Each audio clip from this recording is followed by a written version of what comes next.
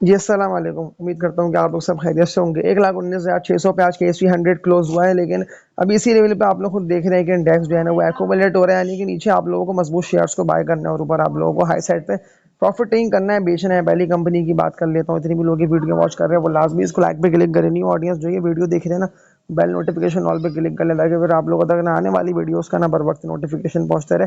Century papers and board mills limited CPB इसका कोड है 30 रुपये 97 पैसे पे आज क्लोज हुआ। 40 लाख तक के वॉल्यूम जनरेट हुए। बड़ी अच्छी क्लोजिंग इसने दे दी है और अब ऐसा लग रहा है कि बड़ी तेजी से अपवर्ड ट्रेंड में जाए, लेकिन इस भारी रेजिस्टेंस पे 37 to 38 रुपए का ये इसका रेजिस्टेंस एरिया बना हुआ है। 35 से ऊपर ये ना सस्टेन नहीं कर पाता। 37 रुपए 38 रुपए तक ना फिर ये शेयर फंसता है और फिर बिकता हुआ बड़ी तेजी से गिरता हुआ दिखाई देता है। लेकिन अब जिस तरह ये ऊपर जा रहे हैं ना और कंपनी की अर्निंग्स भी बेहतर ही आ रही है, लेकिन मैं आप लोगों को ये बात बोल देता हूँ कि अगर आप लोगों को ज़्यादा क्वांटिटी में, ऐसे कि ज़्यादातर लोग ना ज़्यादा यानी क्वांटिटी में ना स्टॉक बाय करते हैं, जैसे कि 10,000 share, 50,000 share, 1 lakh, 2 lakh, 10 lakh shares, तो वो लोग अभी वेट करेंगे जैसे ही ब्रेकआउट दे देना, यानी कि 36 के रेजिस्टेंस को ब्रेक करके इससे ऊपर ट्रेड करना स्टार्ट कर दे, क्योंकि 36 का ना भारी रेजिस्टेंस एरिया, 36 को ब्रेक करना बहुत जरूरी है। और अगर 38 को भी ब्रेक कर गया तो फिर तो ये बड़ी तेजी से आप लोगों को 50 रुपए से ऊपर निकलता दिखाई देगा। तो अब क्या कर लेना बनता है, आप लोगों को वेट करना है। ये अगर गिरता है तो आप लोगों को निचले लेवल्स पे ना ऑर्डर लगा के इसको बाय करना होगा, लेकिन अगर ये इस रेजिस्टेंस को ब्रेक कर गया तो फिर ये आप लोगों को ना बड़ी तेजी के साथ ना ऊपर निकलता दिखाई देगा। लेकिन इसको इस 38 के रेजिस्टेंस पे आना बहुत ज़रूरी है। ट्रेडिंग के लिए बेस्ट है और लॉन्ग टर्म इन्वेस्टर्स, अगर किसी को लॉन्ग टर्म के लिए बाय करना है ना, मैं लॉन्ग टर्म इन्वेस्टर्स की बात कर रहा हूँ, तो वो लोग इसको बाय करें, इसको एकोमोडेट करते रहे, यानी कि नीचे आप लोग बाय करके होल्ड करते रहेंगे, बिल्कुल ऊपर जाएगा। ये काफ़ी लंबे अरसे से 2-3 सालों से ये शेयर ने 2022, 2023, 2024, 2025 यानी कि 3-4 साल से ये शेयर ना गिरे पे गिरे जा रहा है। लेकिन अब जब ये अपने लेवल को सस्टेन करके ऊपर जा रहा है तो मैं आप लोगों को ये वाली बात बोल देता हूँ कि लॉन्ग टर्म के हवाले से ये बेस्ट है। और पॉसिबिलिटी है कि ये आप लोगों को अगेन मजीद ऊपर निकलता दिखाई दे, तो आप लोगों को ट्रेडिंग देख के इस कंपनी के स्टॉक में एंट्री मारना है। इसके अलावा कचरा शेयर्स अगर आप लोगों ने बाय करके होल्ड करे हुए तो लाजमी कचरा शेयर्स को आप लोग बेच के उनसे निकल जाएंगे। आप लोग के हाथ कुछ नहीं आएगा। कचरा स्टॉक्स ना आप लोगों को बड़ी तेजी से बड़े नुकसान दे के जाएंगे। अब इलेक्ट्रिक ही देख लेंगे, सिर्फ मैंने ट्रेडिंग के लिए कहा ना कि इलेक्ट्रिक, DCL, इनमें सिर्फ ट्रेडिंग करें, इनको आप लोग होल्ड मत करिएगा। PTC है, इसके अलावा PIBTL हो गया, ये सारे ट्रेडिंग के लिए बेस्ट है। पाकिस्तान रिफाइनरी तक मैंने कहा कि सिर्फ ट्रेडिंग के लिए आप लोग एंट्री मारे। लॉन्ग टर्म इन्वेस्टमेंट के लिए आप लोग फिर कुछ पिछली वीडियोस को मेरी वॉच कर लें। मैं लॉन्ग टर्म इन्वेस्टमेंट के लिए आप लोगों को एक मजबूत कंपनी का स्टॉक, अगर डिविडेंड मजीद इसने देना अच्छा स्टार्ट कर दिया ना, तो ये स्टॉक बड़ी तेजी से आप लोगों को बुलिश ट्रेंड में दाखिल और ऊपर से ऊपर निकलता दिखाई देगा। मैं एंग्रो होल्डिंग्स लिमिटेड की बात कर रहा हूँ। एंग्रो एच इसका कोड हो गया, तो इसके एनालिसिस करके आप लोग को बताता हूँ कि कहाँ पे इसको बाय कर लेना बनता है। ये अपने 180 रुपए के रेट को सस्टेन करने की पूरी कर रहा है कोशिश, लेकिन ये ना 185 के रेट को ना ब्रेक नहीं कर पा रहा। 185 रुपए का ना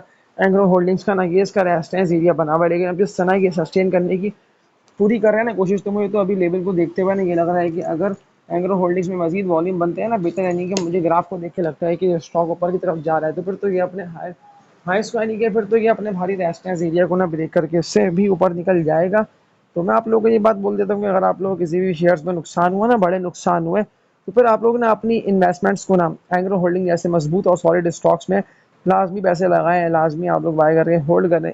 CSAB के सवाल लोगों ने करे हुए हैं कमेंट सेक्शन में, कमेंट्स देख के मैं आप लोगों को प्रॉपर गाइड कर रहा हूँ और आप लोगों के सवाल के आंसर भी आप लोगों को दे रहा हूँ। 118 रुपए के रेट पे आज क्लोज हो गया। 3 लाख से जायद के वॉल्यूम बने, लेकिन ये दोबारा जो है ना स्लो स्लो करता हुआ ना गिरता हुआ दिखाई दे रहा है। सपोर्ट लेवल जो CSAB का बना हुआ है ना इनिशियल, वो है उसका 102 रुपए से लेकिन 105, 106 रुपए तक का बना हुआ है। लेकिन मैं आप लोगों को लॉन्ग टर्म इन्वेस्टमेंट के लिए इसको बोल देता हूँ कि आप लोग ना अगर फंसे हुए हैं ना हाई रेटों पे बाय करके, अगर किसी को न्यू बाय करना है तो आप लोग नीचे न्यू बाइंग का ऑर्डर लगा लें। लेकिन अगर किसी को ऊपर की तरफ जाके शेयर को होल्ड करना है ना, यानी कि आप लोगों को पता है कि अगर ये जैसे ही अपने 128 टू 132 के भारी रेजिस्टेंस एरिया को ब्रेक करेगा तो फिर ये अगेन इससे ऊपर निकलेगा। तो फिर तो आप लोग ना वेट करिएगा। आप लोग जल्दबाजी में इसको जो है ना कचरा समझ के सेल मत कर दिएगा कि तो गिरे पे गिरे जा रहा है, अब हम क्या करें। ये ज़्यादातर लोगों ने ना 130 से ऊपर की यानी कि बाइंग करी हुई है ना, 132, 135, 133, 138 यहाँ तक लोगों ने बाय करा है, क्योंकि 139 रुपये तक का इसने हाई लगा दिया था,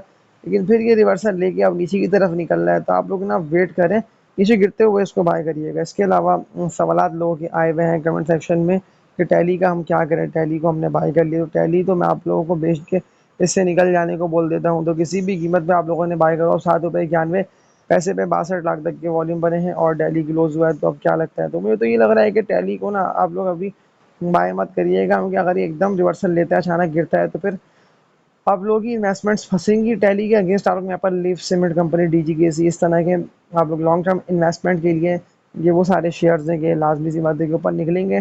सिटी फार्मा देख लेना, सिटी फार्मा, एसएनजीपी, के सारे वो मजबूत सॉलिड स्टॉक्स हैं, क्योंकि अब वक्त आगे आएगी कि जरा शेयर्स को बेच के उनसे निकल जाना है और सॉलिड स्टॉक्स में ना अपनी इन्वेस्टमेंट्स को शिफ्ट कर लेना बहुत ज़रूरी है। मैं सारे आप लोगों को सॉलिड शेयर्स की बाय कॉल दे रहा हूँ। नुकसान आप लोगों को होगा नहीं, नया स्टॉक ना आप लोगों की इन्वेस्टमेंट्स को साफ करेंगे। लेकिन अगर आप लोगों ने के electric, pi, BTL, PTC, DCL, इस तरह के कचरा शेयर्स में अगर आप लोगों के उन्होंने बनाई ना पोजीशन, तो फिर तो ये स्टॉक ना सिर्फ गिरते रहेंगे, बल्कि आप लोगों की इन्वेस्टमेंट को ना बिल्कुल साफ कर देंगे। इससे पहले भी ज़्यादातर लोग डीसीएल वगैरह में पैसे हारे, यानी कि उनको बहुत बड़े बड़े नुकसान हुए।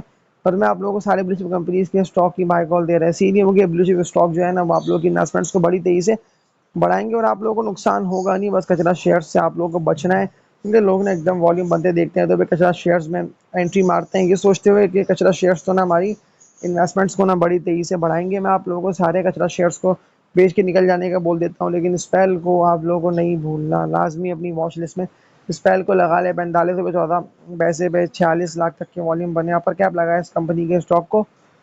और अपना मुझे लेवल को देखते हुए ये लग रहा है कि जो इस पहले ना कि आप लोगों को दोबारा ऊपर निकलता दिखाई सकते हैं। अभी कितना ऊपर जाएगा टारगेट तो इसका बनता है, इनिशियल टारगेट है, और ये इसका भारी रेजिस्टेंस एरिया है 49 to 50 रुपये तक का। 50 रुपये का रेजिस्टेंस एरिया अगर ये ब्रेक कर देता है, तो फिर तो ये आप लोगों को 50 से भी ऊपर निकलता दिखाई देगा। लेकिन 50 के भारी रेजिस्टेंस पे ना आना, इस पर ट्रेड कर लेना बहुत ज़रूरी है। लेकिन लॉन्ग टर्म इन्वेस्टर्स के लिए बड़ा अच्छा है, उसको ट्रेडिंग के लिए भी बेस्ट है। लेकिन ट्रेडिंग में ऐसा होता है कि अगर ये स्टॉक गिरता है तो फिर गिरता ही रहता है, यानी कि फिर इन्वेस्टमेंट ना आप लोग कम से कम तर होती रहती है। तो लेकिन लॉन्ग टर्म के हवाले से मैं आपको रिकमेंड कर देता हूँ कि लॉन्ग टर्म के लिए इस कंपनी के स्टॉक को लाजमी बाय करके वॉच लिस्ट में लगा लें।